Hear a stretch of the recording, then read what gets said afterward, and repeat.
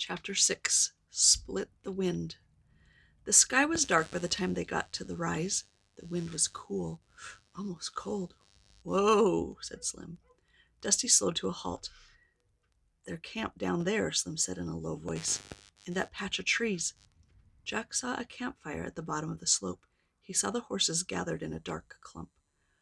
One let out a loud whinny. "Hear that?" said Slim. "The mare? She senses sunset is nearby." The mare whinnied again. "Sounds like she's tied to a tree," said Slim. "I think the rest of the herd are loose." "What are our plans?" whispered Jack.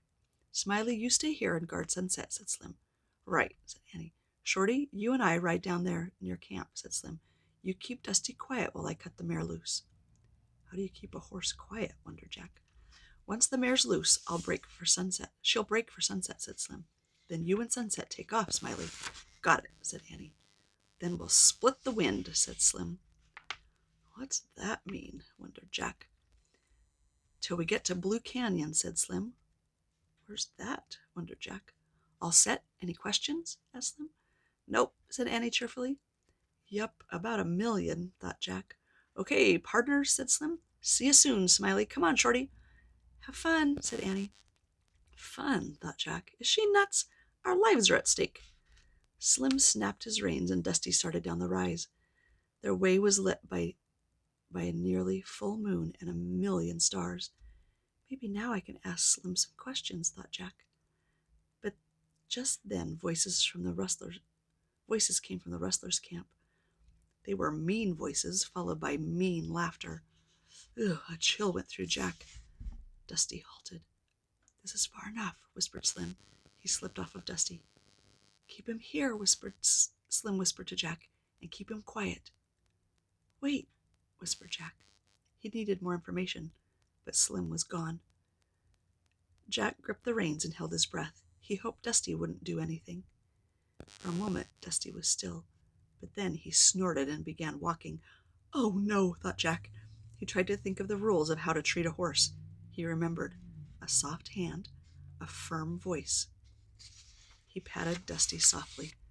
"Whoa," he said firmly. To his surprise, Dusty froze and was quiet. Jack remembered another rule: a sunny attitude. He patted Dusty again. "Don't worry," he whispered. "Everything's going to be fine." Just then a loud whinny came from the herd of mustangs, and they began moving up the moonlit slope. "Hey, horses!" a rustler shouted. A gun went off. Jack ducked. "Come on, Shorty!" came Slim's voice. Jack looked up. Slim was riding the mare. Jack was shocked. He had thought that Slim was coming back to ride Dusty.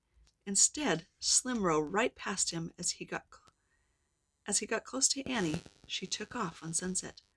The mare galloped after Sunset, and the bang of mustangs galloped after the mare. Bang, bang!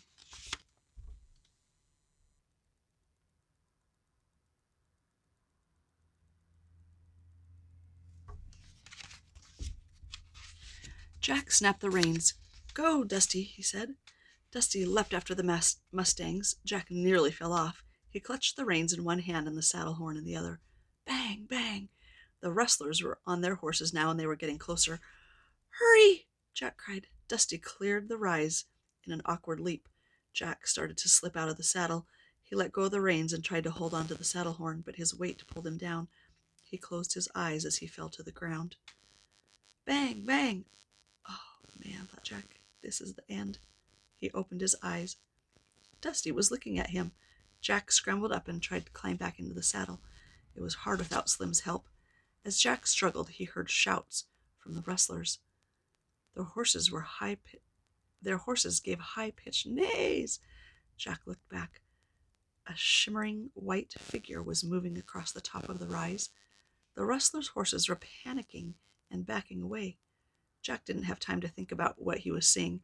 He knew it might be his only chance to escape. Using all of his strength, he pulled himself into the saddle. "Go, Dusty, go!" he shouted. Dusty took off at full gallop over the prairie. Jack held on for dear life as they split through the wind.